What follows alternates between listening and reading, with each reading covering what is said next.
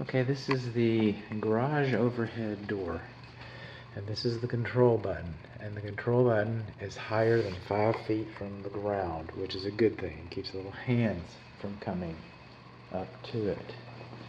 You see that one of our courtesy luminaries is not operating. Okay, we have an emergency release handle. We have our spring tension across the top. Our manual door lock has been decommissioned so that we do not lock the door and forget about locking the door and then try to open the door later and then, twisting the door all up and damaging the door.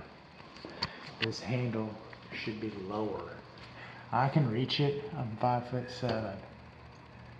Alright, if anybody's shorter than me, they might have a little difficulty there. This courtesy luminary is working, this one's not.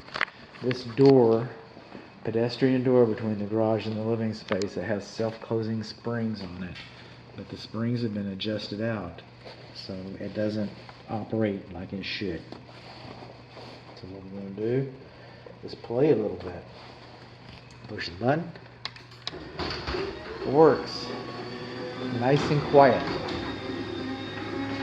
Courtesy luminary is not working. Again, handles high. Optic sensors are low enough. We do not have a pull handle inside of here. We got spring tension notices on each corner of the door like we're supposed to. The door, again, has been decommissioned like it should be. Over here, you'll notice that we've got, and it's kind of long and elaborate. This notice is not just a spring tension notice, it also has safety instructions on it. So we have safety instructions here. We do not have a safety notice here. Now, on my inspection agreement and the inspection agreement that I posted on my website and on the inspection report, I've made a business decision to do no harm. So, and what I mean by that is I do not do block tests. The seller can get the instructions from this Chamberlain, my Q connected, and read how that manufacturer performs a block test and demonstrate it to you, my dear client. If it comes to that, it's adjusting the sensitivity. Inside the inspection report that I'm providing to you has instructions on how to do a block test. But like I said, I made a business decision to do no harm. I am going to take my big flat zombie hoof and I'm going to use it to break the beam, and we're going to see whether this unit has safety reverse, an operable safety reverse. Download the app, close from anywhere.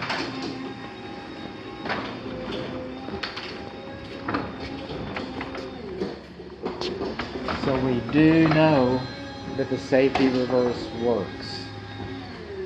That's a given. That's a known. Good home inspection. Right here, if you'll notice, it says download the app and close from anywhere.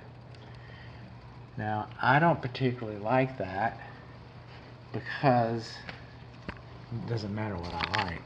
If you could close this from anywhere, you don't have to be within sight.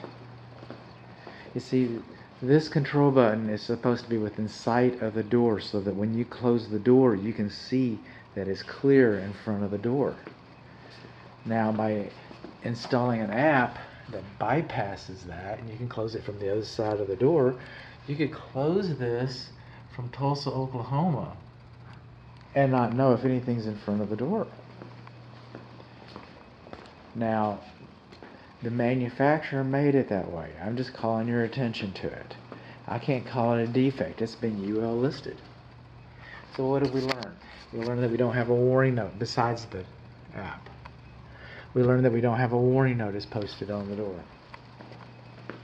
We learned that one of our courtesy luminaries is not operable. We learned that we do not have a pull handle inside of the door. And we learned that our emergency release cord is kind of high up there. So that's what we learned.